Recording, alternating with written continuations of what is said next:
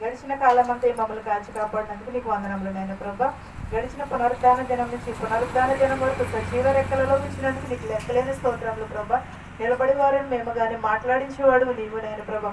నా చేత ఏమైతే పలికించాలనుకున్నా వాళ్ళు పలికించమని అడుగుచున్నాను ప్రభా. వినుట ద్వారా విశ్వాసం కలుగుటకు, దాని ద్వారా మేము నడుచుకునేటకు సహాయం చేయమని అడుగుచున్నాం ప్రభా. మా హృదయంలో మార్చమని అడుగుచున్నాం ప్రభా. నీ వైపు త్రిప్పమని అడుగుచున్నాను ప్రభా. ఈ సంఘమును దీవించమని అడుగుచున్నాం ప్రభా. ఇద్దరు ముగ్గురు నీ నామం ఎక్కడైతే కూడి ఉంటారో అక్కడ ఉంటానన్నావు నాయన ప్రభా. మా మధ్యలో నువ్వు ఉన్నామని తలంచి ఉన్నావు ప్రభా. మేము విని వాక్యం ద్వారా అనుసరించే భాగ్యమును మాకు దయచేయమని అడుగుచున్నాం ప్రభా. ఏం వాక్యం అయితే విత్తబడుచున్నదో అవి మా హృదయంలో నాటుకునేటకు సహాయం చేయమని అడుగుచున్నాను తండ్రి. ఆమేన్. సమరశ్రీ కోసం తెలుసండి? సమరశ్రీ కోసం ఎంతమంది తెలుసండి? ప్రతి ఒక్కరికి కూడా సమరశ్రీ కోసం తెలుసండి. యేసుక్రీస్తు వారి నీళ్ళ కోసము బావి దగ్గరికి వెళ్తే సమరశ్రీ అందరికీ నీళ్లు పోసింది. ఆవిడ దగ్గర ఎవరు కూడా నీళ్లు తాగేవారు కాదు. యేసుక్రీస్తు వారు అయితే నీవిచ్చే నీళ్లు కాదమ్మా, నేను ఇచ్చే నీళ్లు తాగితే ఎప్పుడూ కూడా తప్పుకొనవు అని చెప్పి ఉన్నాడు. ఏలియా కూడా కొరువు వచ్చినప్పుడు ఎదవరాల దగ్గరికే వెళ్ళాడు. కానీ అక్కడ ఏం జరిగింది? ఆవిడకి తినటానికి కూడా తిండి లేదు. భర్త లేని వారు ఎలా ఉంటారు? తిండి ఉంటుందా? ఏమి ఉండదు. బిడ్డలు లేని వరకు కూడా ఉండదు.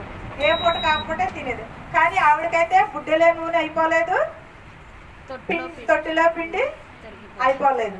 అయినను కూడా ఆవిడ రోజు కూడా ఆహారం ఏలియాకు పెట్టింది, తన బిడ్డకి పెట్టుకుని తనకి. కానీ దేవుడు ఎంత ఆశీర్వదించాడు అంటారు ఆవిడ్ని? చాలా ఆశీర్వదించాడు కదండి. అలా ఆశీర్వాదంలో కూడా మనం కూడా పొందుకోవాలి. అలాంటి ఆశీర్వాదం ఎలా వస్తాయి మనకు? అలాంటి ఆశీర్వాదంలో దేవునిలో మాత్రమే దొరుకుతాయి. మనం బయట ఎన్నో ప్రాకులాడుతూ ఉంటాం, ఏదో చెయ్యాలి, ఏదో చేసేయాలి. కానీ దేవుని ఆశీర్వాదం లేకుండా మనం ఏది కూడా చేయలేము.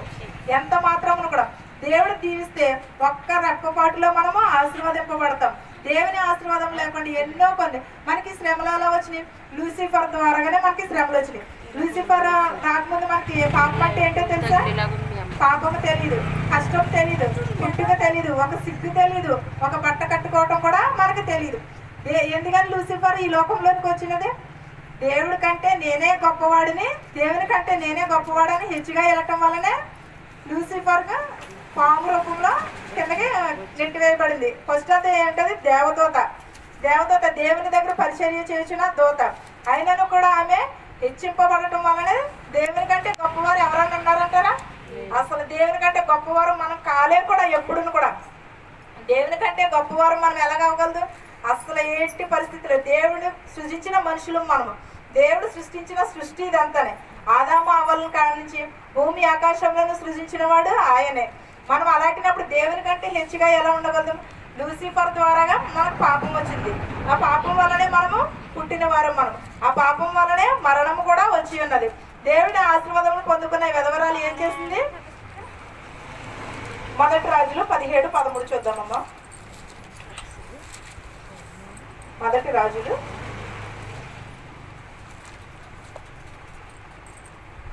అప్పుడు ఏలియా ఆమెతో ఇట్లా, నేను భయపడవద్దు, పోయి నీవు చెప్పినట్లు చేయుము. అయితే అందులో నూనె ఒక చిన్న అప్పము చేయుము.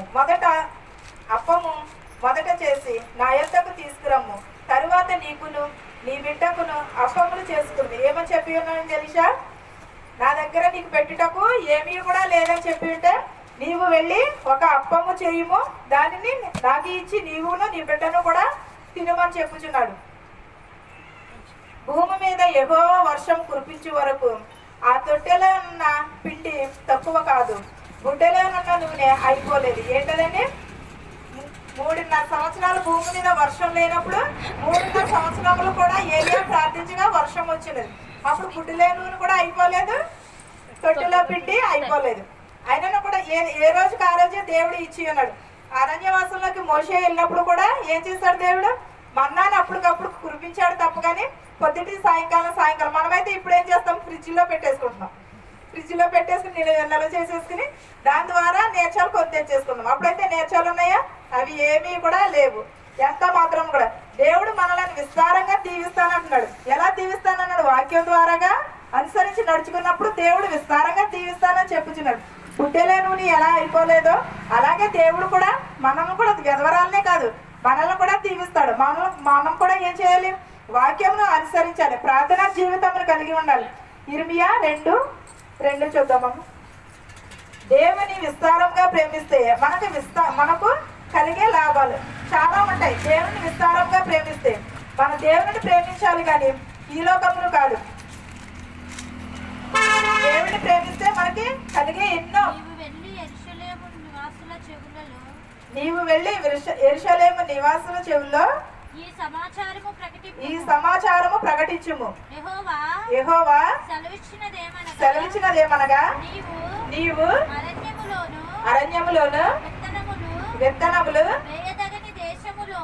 వేయదగిన దేశములోను నన్ను వెంబడించుచు